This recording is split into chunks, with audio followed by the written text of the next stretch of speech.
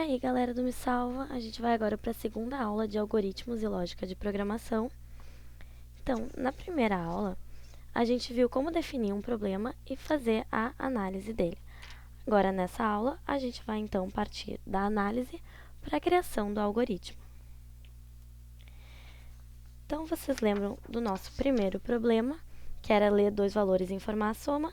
A gente tinha dois valores de entrada e um valor de saída. Então, tem algumas normas e algumas convenções na hora de fazer o algoritmo que são importantes para a gente se achar depois em algoritmos que a gente já fez há algum tempo, ou para outras pessoas que forem ler esse algoritmo poderem entender do que se trata esse algoritmo. Então, é sempre importante identificar o algoritmo com algum nome que seja significativo.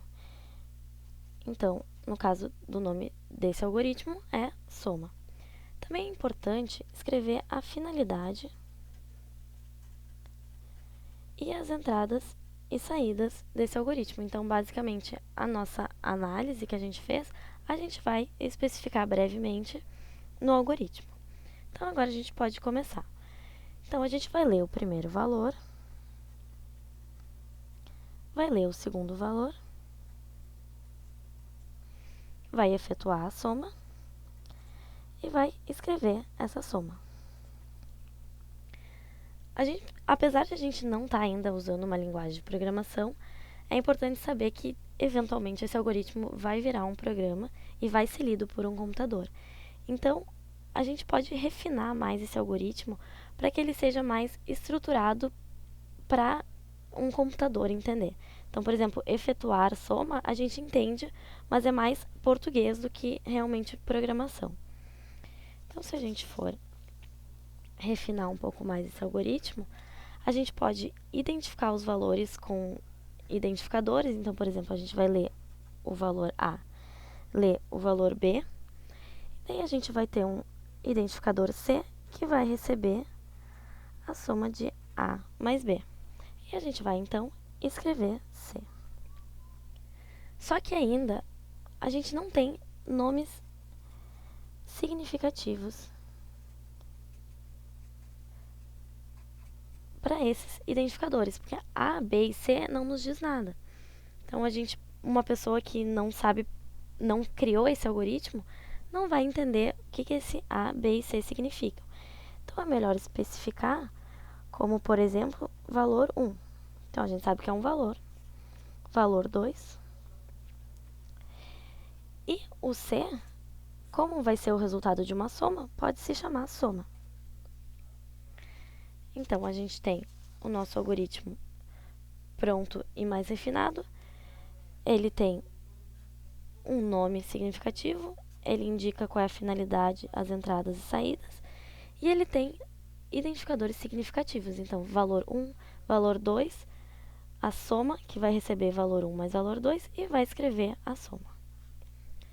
Então, vamos para o próximo problema, que é a conversão do preço do produto em reais para o preço em dólares. Então, a gente fez a análise na aula anterior que a entrada era o preço em reais e a taxa de conversão, e a saída era o preço em dólar. Então, a gente vai começar o nosso algoritmo, que se chama converte para dólar, um nome significativo. Tem a finalidade, informa a conversão de valor de real para dólar. Tem a entrada e saída. Então, a gente vai ler a primeira entrada, que é o preço em real. A gente vai ler a segunda entrada, que é a taxa de conversão.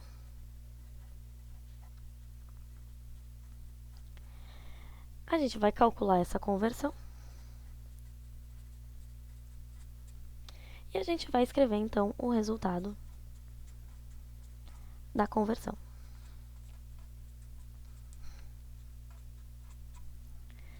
Então, a gente já sabe que dá para dar mais uma refinada nesse algoritmo, para que ele fique mais estruturado. Então, como é que a gente vai fazer? A gente vai ler o preço real, a gente vai ler a taxa, E a gente vai ter então o identificador preço dólar, que vai receber o preço real dividido pela taxa. E a gente vai então escrever o preço dólar, que é a saída. Então, nosso algoritmo para o segundo problema também está pronto. Então, na primeira aula a gente já tinha feito a definição do problema e a análise. Nessa aula a gente então viu como partir da análise para o algoritmo e, como vocês puderam notar, esses dois algoritmos eram algoritmos de sequência. Então, era um comando atrás do outro, sem condições e sem repetições. Então, nas próximas aulas, a gente vai começar a ver os algoritmos com comandos condicionais e com comandos de interação. Então, até a próxima aula. Valeu, pessoal!